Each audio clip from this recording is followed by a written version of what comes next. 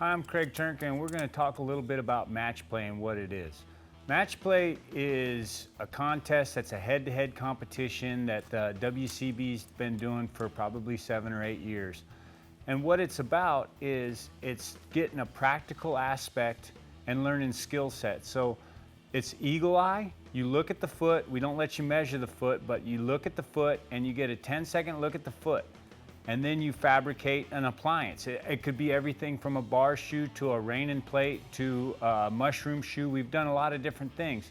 And probably one of the greatest things about it is you go from I can't to I can. And probably the greatest time in my career was when I went from I thought it would be the greatest thing in the world to be able to weld a bar shoe, and then I welded a bar shoe. Your confidence level and everything, your all-around work is a reflection of that.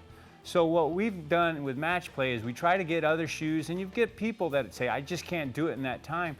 And you learn to be efficient, and we have so many goes that you watch other people's goes and you learn ways of being efficient. And it's a giant melting pot to improve your skill sets. And so we usually start at a time which everybody can perform the task, and they have to be very brisk and they can't make any mistakes. And they go head to head, and then as we go and the judging becomes more difficult and more difficult for the judge to make a decision between one shoe and another, is we cut the times down.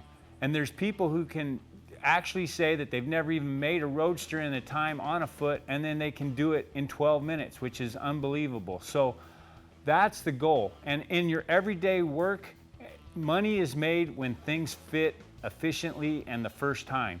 When you make a trench between the horse and the anvil trying to make something fit, that's where you lose time and money. This is all about making your business work and perform at its ultimate peak. So right now, all we're trying to do is make a bar shoe to go on a foot for match play in Madison, and just have a few pointers for whether you're going to do your AFA certification, your CJF test, or if you're going to get into match play. There's systematic ways that will help you perform a little better, and they're just practical everyday skill sets that everybody would use. All right, goal number one is you want to train your eye. And when you're first starting out, you need to measure. But then as you go measuring, you get a feel, you get that gut feeling. And so it's just like when you pull keg shoes off your rack every day, you look at a foot, you're not going to go to a foot with a number 3 when you know it's a double aught. You have a feel, you have an intuition. And that's what measuring does, is we want to start off with measuring. So we picked a foot that's not as typical as most feet, and we picked a narrow foot that's a little longer. And what the first thing you have to do is look at the foot and see what abnormalities are about it. And we obviously know that this is a little elongated foot, and it's not quite as wide as it would be long, and it's not proportionate. Those things don't go away. You still have to make a nice shoe, but then you take several moves to try and make that foot a little bit more elongated, but we still need to measure. So when we're measuring, we're going to go to the width, and even if you eyeball, you take several size feet and you're always going to measure them, and then that way you start getting good at what size foot, and then you can modify. You could say, well, this is the same size foot as the one I have in my garage, but it's a little bit smaller. Well, then you can, that's a leaping off point. Right now, this is a 4 1/4 inch wide foot at the widest part. It's about 2 3/4 across the heel, so it might take almost 3 inches to cover the heels. And we're just at about 5 1/2 long. So with those measurements, we're going to formulate how much steel that we would want to cut. I measure toe to heel, I got about 5 1/2 inches. And anytime you measure, you always want to kind of trade up and not trade down. So like if it's in between a few 1/16 of an inch or something, trade up a little bit, and you'd rather be able to rasp some off. In anything, any test, you always do better if you come a little long than if you come a little short. So I got 5 1/2 on the diagonals, which is 11. I add 1 inch for a hind foot, which gives me 12. And then you figure I've got 3/4 inch coming down this heel and 3/4 inch coming down that heel. So I'm going to add 2 inches for the bar. That gives me 14 inches of steel to cover this foot. It's going to be a 3/4 fullered shoe with a toe clip. All right, I have a 14-inch piece. For match play in Madison, we have 14 minutes. So I'm probably not going to bump the toe, and I'm going to just go ahead and make half a shoe at a time. I mean, half a branch at a time. But for your journeyman run for the bar shoe, you have 35 minutes, and it would probably make more sense to bump the toe in that shoe. I'll move at a little bit brisker pace.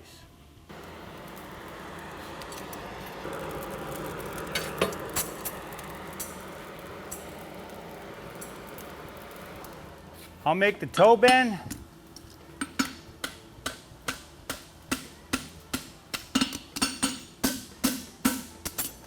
And make my hockey stick. Those are going to take the most heat, right? Lean it back, I take too much, and then just drive it in.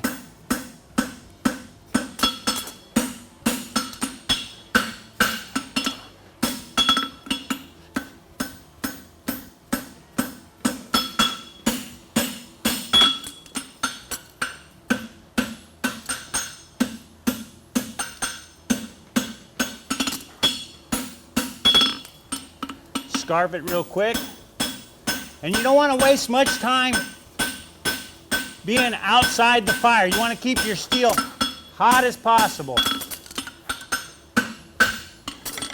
Now stick the other branch in. Hockey stick it.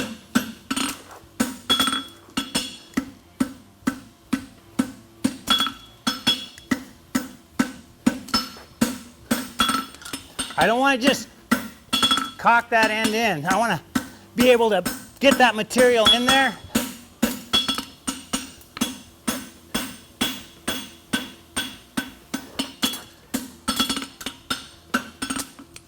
Quarter bend.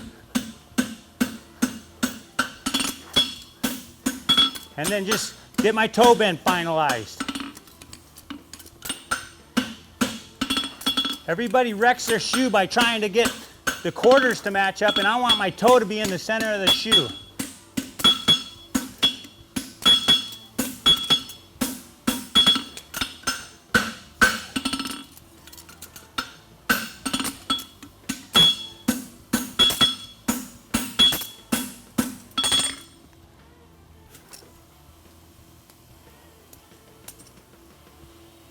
It's very important to figure out, compartmentalize your go. So I'm fixing to roll into being halfway done. At 7 minutes, halfway done.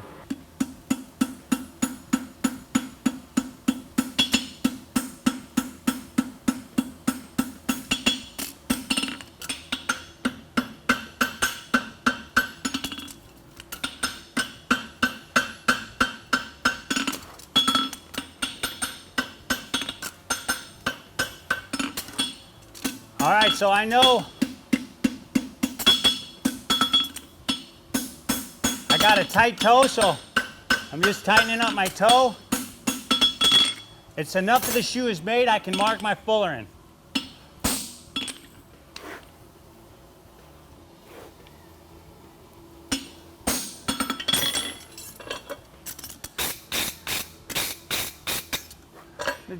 I think it's welded, but I'm going to go one more heat on it just so it's a shame to get all that done and not have it welded. When I stick it in the second time to take my welding heat, I stick it in sideways so I heat a branch, because there's no need to weld and not have a branch hot enough to fuller.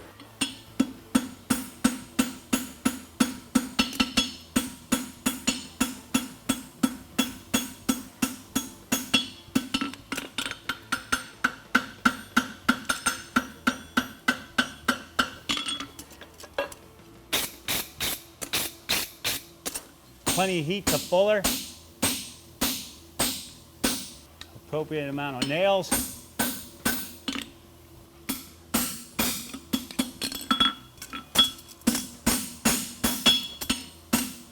Just kind of seating it out to give my toe a little bit of size, and do the other side.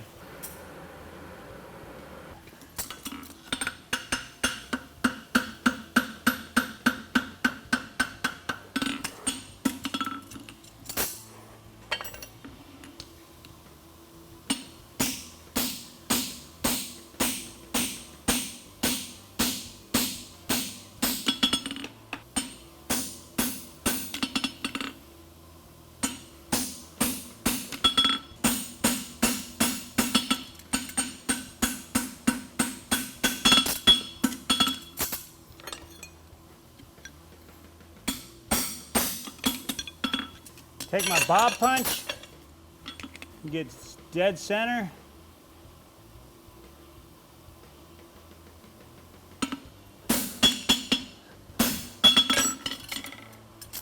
Now I have a quarter of the time left. Just gonna clean up my edges and clip it and make it look like the foot.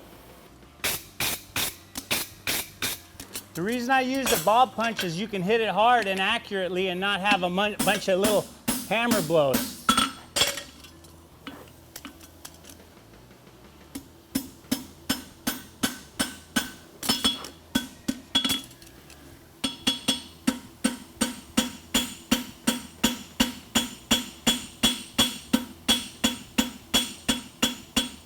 I have 2 minutes.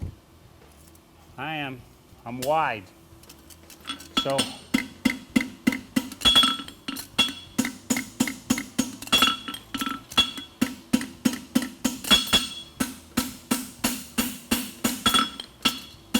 right now, just kind of getting all the basics in there.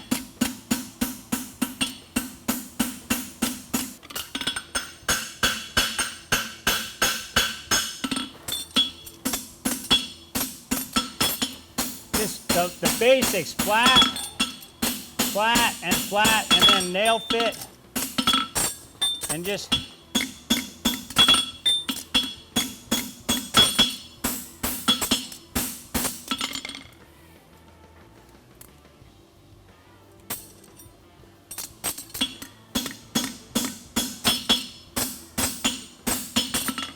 there we go, the time.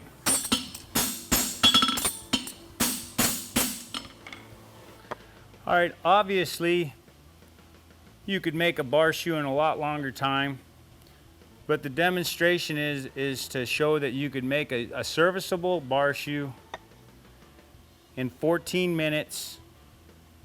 And if you have time, obviously you're gonna, but I guess it's that hurdle. What you can do in time and what's efficient and how to become efficient, you have to push the envelope. But you've got a bar shoe that's serviceable and you could take it back to your truck and clean the edges up and stuff like that. But you've obviously got the time to make the shoe. And if you have 35 minutes or whatever, you know, it's a doable test. And you just need to have a group that are going in the same direction to help you learn how to do these things so that you can get these done. And they're not an obstacle, they're just something that you did in the past, because you don't want to get hung up. Like I say, making a bar shoe is one of the greatest things in my life as far as giving me confidence. But jump welding a fire rake together and stuff like that, those are things that you do in blacksmithing. Those are things that you do, those are skill sets that you need. So you want to be able to do this, get your certification, and move forward.